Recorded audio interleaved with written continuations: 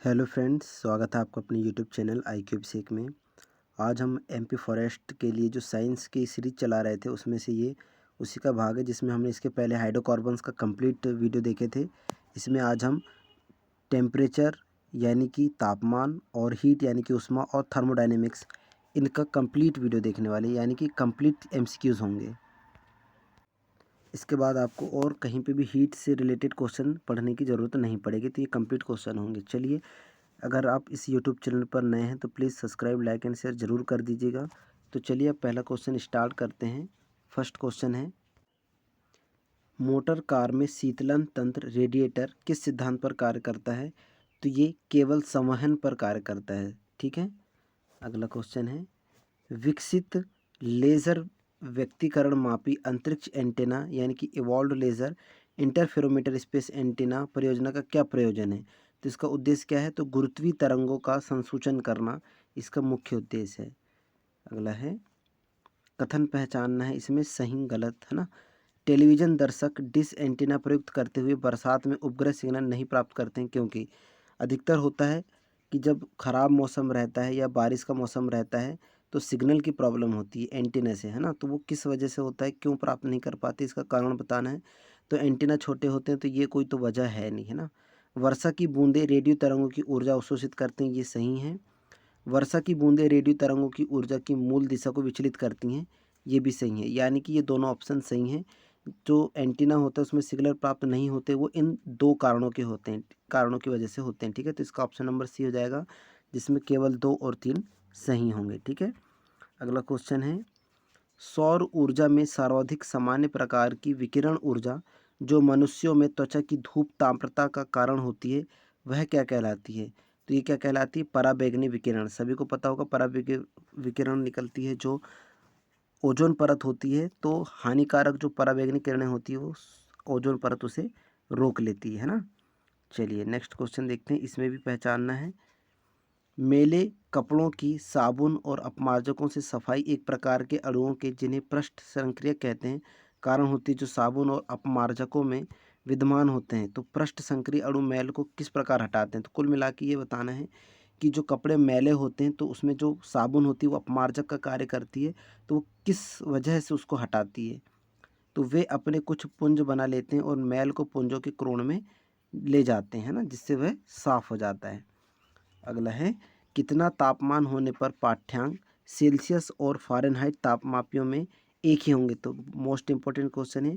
-40 degree Fahrenheit जब होता है तो ये सेल्सियस और फ़ारेनहाइट में समान होता है। ठीक है, इंपॉर्टेंट क्वेश्चन। -40 डिग्री फ़ारेनहाइट ये सेल्सियस और फ़ारेनहाइट दोनों में समान होता है। ठीक है। अगला क्वेश्चन है, जल का घनत्व ताप के साथ साथ परिवर्तित होता है जिससे जलीय प्राणियों को ठंडे जल में रहने में मदद मिलती है। तो जल का घनत्व किस ताप पर महत्तम होगा? तो option number D 4 degree Celsius. आपने देखे होंगे अगर तालाब वगैरह जो रहते हैं तो ऊपर क्या होता है, बर्फ़ जम जाती है। इसका मतलब ये नहीं कि मछलियाँ मर जाएंगी, तो ये सिर्फ ऊपर की परत जो होती है वो तालाब की सिर्फ वो जमी रहती है, बाकी अंदर जो रहता है वो पानी सही रहता है। ठीक है, तो वहाँ पे मछलियाँ जीवित रहती है तली में, है ना। तो वो कितना होता है? 4 डिग्री सेल्सियस होता है। नेक्स्ट क्वेश्चन है, जब पानी को 0 डिग्री सेल्सियस से 10 डिग्री सेल्सियस तक गर्म किया जाता है तो उसका आयतन कैसा होता है? तो पहले घटता है और फिर बढ़ता है। ठीक है। अगला क्वेश्चन देखते हैं,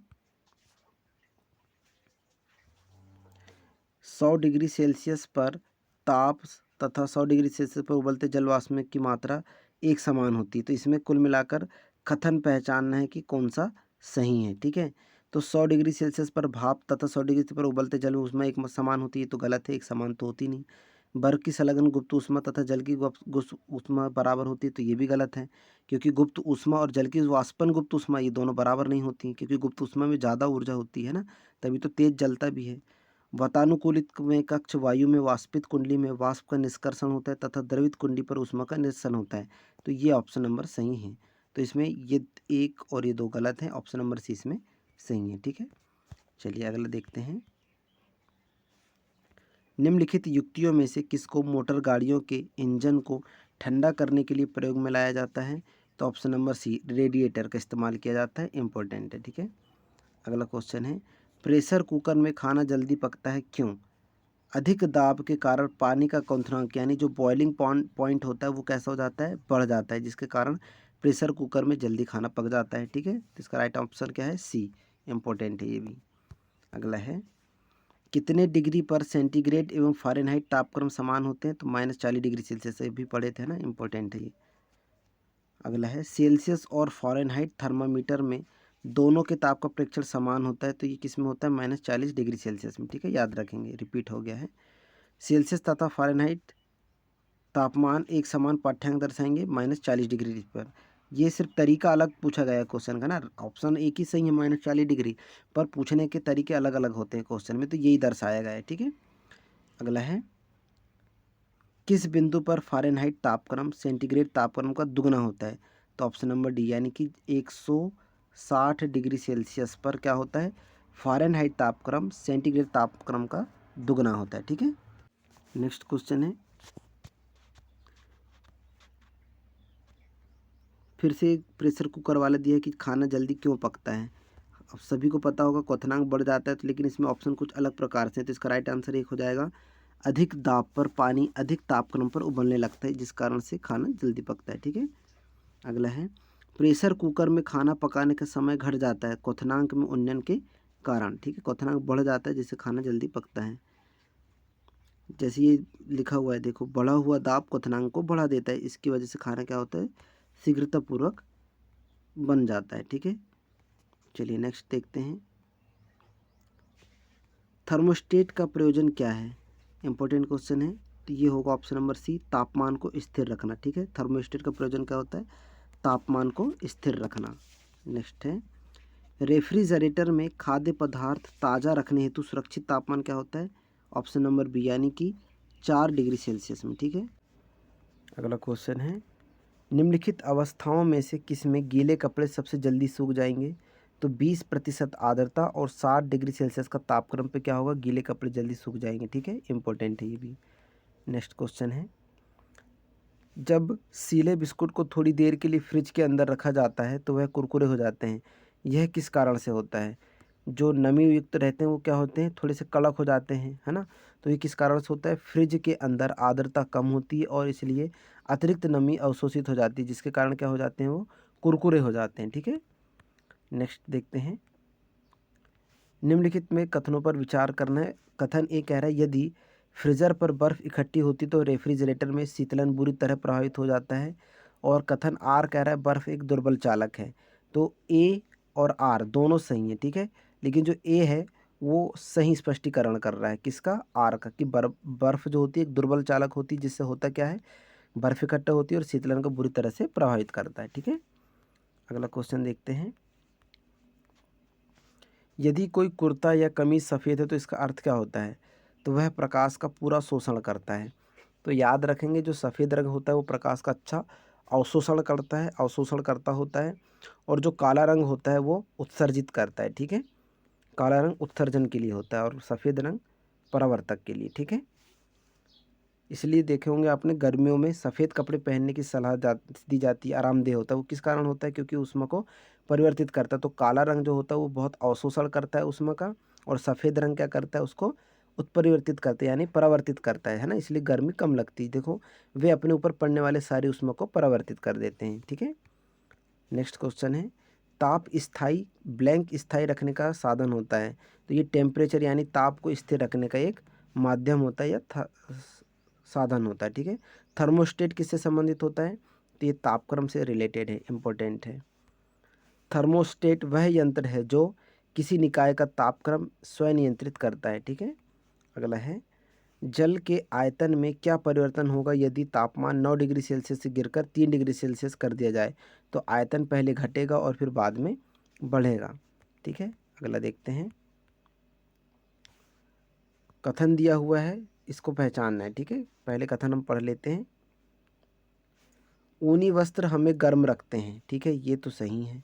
ऊनी रेशे एक विशेष प्रकार के प्रोटीन के बने होते हैं, वे जो उसमें कुचालक होते हैं, ये गलत है, तो इसका सिर्फ कथन ए सही है। ठीक है, चलिए नेक्स्ट क्वेश्चन देखते हैं, शीतकाल में जब झील की ऊपरी सतह का पानी बर्फ में बदल जाता है फिर भी जलीय जंतु जीवित रहते हुए किस कारण से होता है, तो मैंने अभी बताया था थोड़ी देर पहले किस कारण से होता है, तो पानी का जो घनत्व होता है 4 डिग्री सेल्सियस पर सबसे अधिक होता है, जिससे बर्फ़ की ऊपरी सतह के नीचे पानी रहता है, जिससे सभी जीव जंतु क्या होते हैं, सुरक्षित रहते हैं, वो मरते नहीं है ना। कमरे में लगा हुआ वातानुकूलित नियंत्रित करता है आर्द्रता और तापमान को, ठीक है, इंपॉर्टेंट क्वेश्चन है।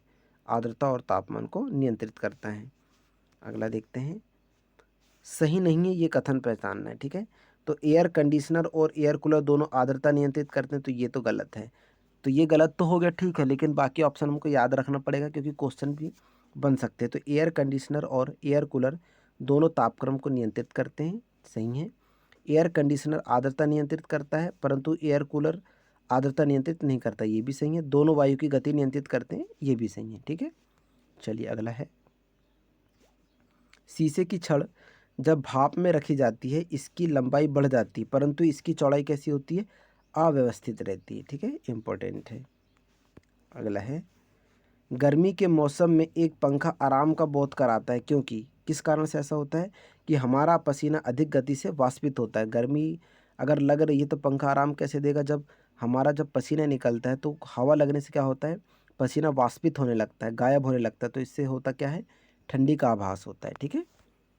चलिए नेक्स्ट है, मनुष्य आर्द्रता व गर्मी से परेशानी अनुभव करता है, इसका कारण क्या होता है, तो पसीना जो होता है आर्द्रता के कारण वाष्पित नहीं होता है, जिससे वो परेशानी का अनुभव करता है, ठीक है। अगला है, पानी से भरी डॉट लगी बोतल जमने पर टूट जाएगी, ये किस कारण से होता है, तो ये जमने पर जल का आयतन बढ़ जाता है, ठीक है। जैसे ये बॉटल मैंने पिछले बार ही बताया था, अगर इसमें पानी भरा हुआ अगर ये जमेगा तो क्या होता है, जल का जो आयतन होता है बढ़ता है, और बढ़ेगा तो उसको और जगह की आवश्यकता होती है। जैसे ही आगे आयतन बढ़ते जाता है तो उसका क्या होता है, ढक्कन या कांच की बोतल टूट जाती है, ठीक है। अगला है, जब किसी बोतल में पानी भरा जाता है और उसे जमने दिया जाता है तो बोतल टूट जाती है, तो पानी जमने पर क्या होता है, फैलता है, इसकी वजह से ऐसा होता है। तो ऑप्शन नंबर 20 का सही हो जाएगा, ठीक है। इंपॉर्टेंट क्वेश्चन होगा ये भी, ऊष्मा गति का प्रथम नियम संरक्षण के किस सिद्धांत से रिलेटेड है, तो ये ऊर्जा के संरक्षण से रिलेटेड है, ठीक है, याद रखेंगे। प्रथम नियम संरक्षण के सिद्धांत से संबंधित है, ऊर्जा के, ठीक है, इंपॉर्टेंट है। अगला है, निम्नलिखित में से कौन सा ऊष्मा का सर्वाधिक उत्तम चालक है, तो ये है जल, ठीक है, इंपॉर्टेंट है ये भी। अगला है, निम्न में से किसके द्वारा अधिक गंभीर ज्वालक पैदा होता है, भाप, ठीक है। सभी को पता होगा जलने से ज़्यादा भाप जो रहती है वो अधिक लगती है, ठीक है, गुप्त ऊष्मा होती है इस वजह से। भाप से हाथ अधिक जलता है अपेक्षाकृत उबलते जल से, क्योंकि भाप में गुप्त ऊष्मा होती है और बहुत अधिक होती है, ठीक है। 100 डिग्री सेल्सियस की वाष्प द्वारा उत्पन्न जलन उसी ताप के पानी द्वारा उत्पन्न जलन से अधिक गंभीर होती है, वो किस कारण से होता है, तो ये वाष्प द्वारा अधिक ऊष्मा दी जाती है, इस वजह से होता है, ठीक है। निम्नलिखित में से कौन सी क्रिया स्वेद वाष्पन से संबंधित है, ठीक है, जिसको हम क्या कहते हैं, इवेपोरेशन ऑफ स्वीट, ठीक है, इंपॉर्टेंट क्वेश्चन है ये भी। तो ये ऊष्मा शोषक क्रिया के द्वारा ऐसा होता है, ठीक है, एंडोथर्मिक एक्शन जिसको बोलते हैं।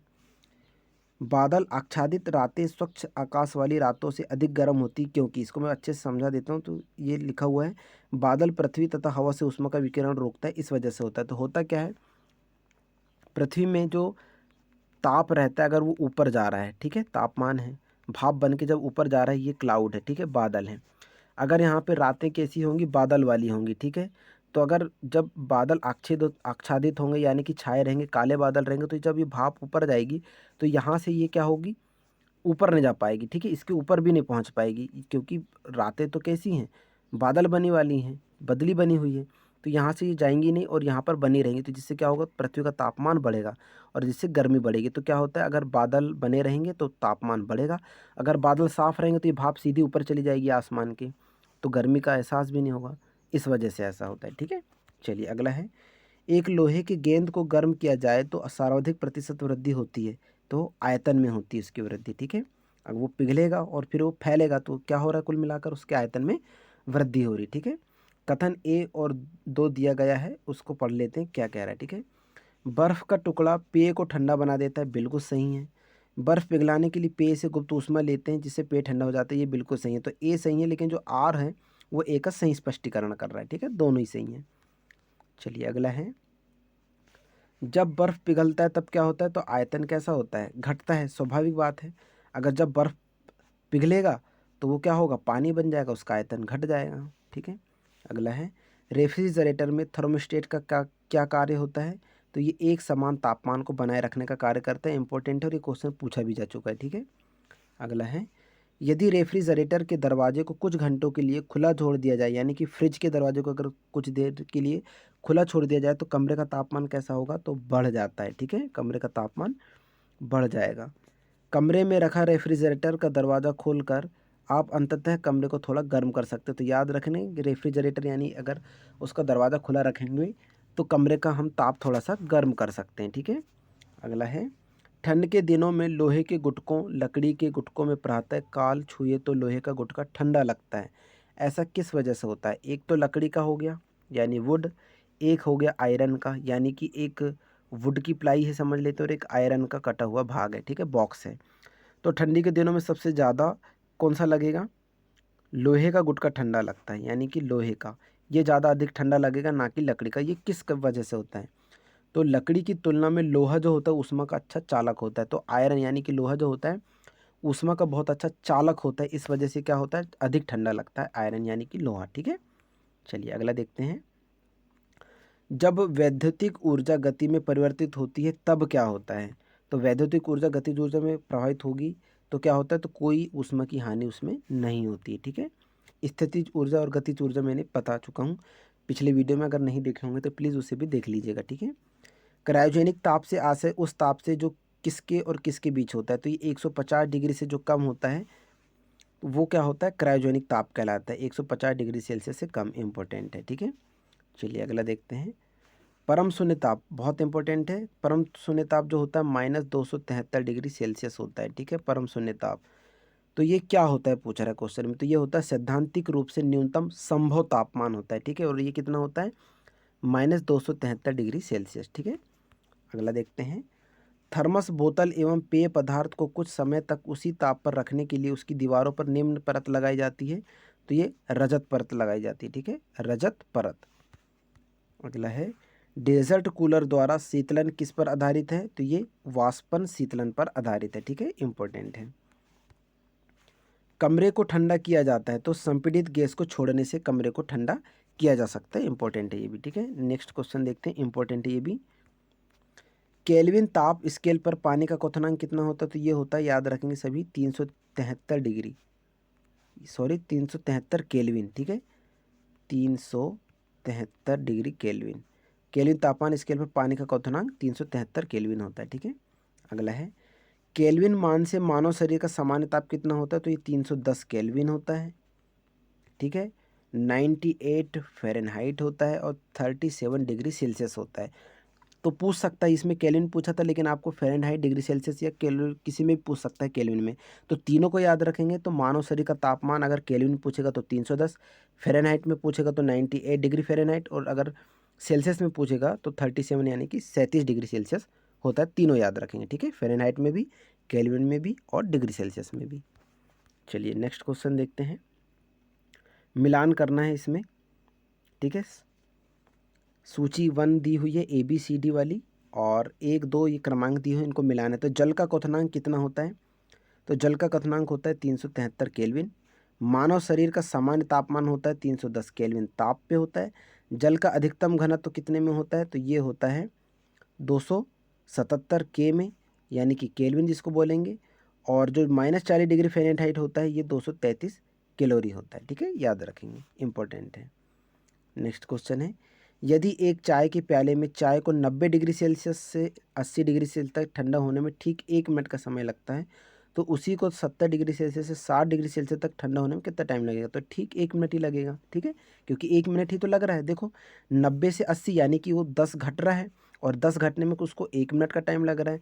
वैसे 70 से 60 में भी कितना घट रहा है, 10 घट रहा है, यानी कि इसमें भी कितना मिनट का टाइम लगेगा, 1 मिनट का टाइम लगेगा। तो ये इंपॉर्टेंट है, लॉजिकल क्वेश्चन था, ठीक है। एक गर्म बर्फ को 100 डिग्री सेल्सियस तापक्रम से वाष्प में 100 डिग्री सेल्सियस तापक्रम तक ले जाने के लिए कितनी ऊष्मा की आवश्यकता होती है, 720 कैलोरी की आवश्यकता होती है, ठीक है। अगला क्वेश्चन है, एक गैस के अणुओं की औसत गतिज ऊर्जा दुगनी हो जाएगी यदि, तो इसका राइट आंसर क्या होगा, स्थिर आयतन पर उसका दाब दुगना कर दिया जाए तो उसकी औसत गतिज ऊर्जा दुगनी हो जाएगी, ठीक है। चलिए अगला है, अच्छे उत्सर्जक अच्छे अवशोषक भी होते हैं, यह कथन निम्नलिखित पर आधारित है, तो ये किरचॉफ का नियम है, ठीक है, मोस्ट इंपॉर्टेंट है ये क्वेश्चन, ठीक है। अच्छे उत्सर्जक, अच्छे अवशोषक भी होते हैं। ये किसका नियम है? किरचॉफ का नियम है, ठीक है, इंपॉर्टेंट है।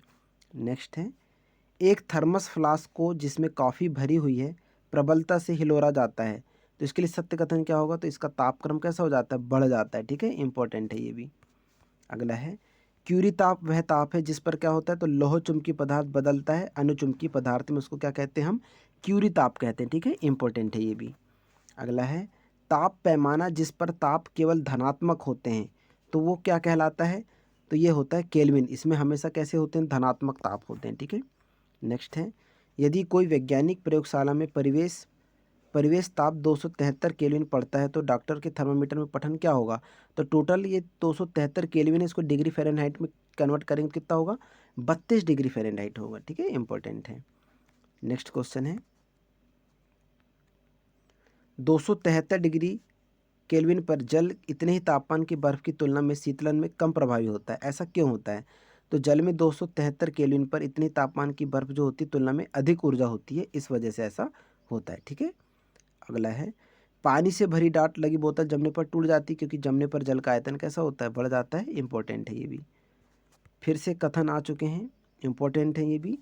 हल्के रंगीन कपड़ों को गर्मी में वरीयता दी जाती है, बिल्कुल सही है। हल्के रंग ऊष्मा को कम अवशोषित करते हैं, ये भी सही है। तो दोनों सही हैं, लेकिन जो ए है वो आर, दोनों सही है, लेकिन जो आर है, कथन आर है, वो ए का सही स्पष्टीकरण कर रहा है, ऑप्शन नंबर बी हो जाएगा, ठीक है। अगला है, संवहन द्वारा ऊष्मा का स्थानांतरण हो सकता है, तो ऐसा किसके कारण होता है? तो गैस एवं द्रव में ऐसा हो सकता है, संवहन द्वारा ऊष्मा का स्थानांतरण हो सकता है, तो गैस और द्रव में ऐसा हो सकता है, ठीक है। सेल्सियस तापमान एक सापेक्ष तापमान है, ठीक है, इंपॉर्टेंट है ये, सापेक्ष तापमान है। अगला है, दो निकाय तापी साम्य में कहे जाते हैं यदि और केवल यदि उनके बीच कोई ऊष्मा का प्रभाव ना हो तो, ठीक है। अगला देखते हैं, किसी गर्म आतप दिवस के पश्चात लोग छातों पर जल छिड़कते हैं, ऐसा क्यों करते हैं? अत्यधिक ऊर्जा के कारण, ठीक है, जल की वाष्पीकरण की गुप्त ऊष्मा अधिक हो जाती है, इसके कारण इसको ऐसा किया जाता है, ठीक है। जिस प्रक्रम के द्वारा सूर्य से पृथ्वी पर ऊष्मा संचरित होती है उसे क्या कहते हैं? तो सभी को पता होना चाहिए, इंपॉर्टेंट है, उसे क्या कहते हैं? विकिरण कहते हैं, ठीक है। सूर्य से पृथ्वी पर ऊष्मा संचरित होती है तो उसे हम कहते हैं विकिरण, इंपॉर्टेंट है। अगला क्वेश्चन देखते हैं, तापन में 100 डिग्री सेल्सियस का वाष्प उसी तापमान के जल से अधिक प्रभावकारी क्यों होता है? तो ऐसा क्यों होता है? तो इसका right answer option number A, वाष्प में अतिरिक्त ऊष्मा होती है जिसको वाष्पन की गुप्त ऊष्मा कहते हैं, इस वजह से ऐसा होता है, ठीक है। अगला है, निम्न तापमान प्राप्त करने के लिए जूल थॉम्सन प्रक्रम अत्यधिक उपयोगी तथा मितव्ययी है, यह प्रक्रम किस श्रेणी में आता है? तो यह किस श्रेणी में आता है? तो ऑप्शन नंबर इसका हो जाएगा ऑप्शन नंबर सी, ठीक है, रुद्धोष्म प्रक्रम। अगला क्वेश्चन देखते हैं, एक आयताकार बर्फ के टुकड़े का आधा हिस्सा सफ़ेद कपड़े के टुकड़े से लपेटा जाता है जबकि दूसरा आधा हिस्सा काले कपड़े से लपेटा जाता है, तो इस संदर्भ में सही कथन बताना है। तो मैंने अभी थोड़ी देर पहले ही बता चुका हूँ, काले कपड़े को लेकर और सफ़ेद कपड़े को लेकर, ठीक है। तो काले कपड़े से लपेटे गए हिस्से में बर्फ़ अधिक आसानी से पिघलेगी, ऐसा क्यों होगा? क्योंकि जो काला कपड़ा होता है ऊष्मा का अवशोषक होता है और जो सफ़ेद कपड़ा होता है वो ऊष्मा का उत्सर्जक यानी परावर्तक होता है, वो ऊष्मा को अवशोषित नहीं करता, ठीक है।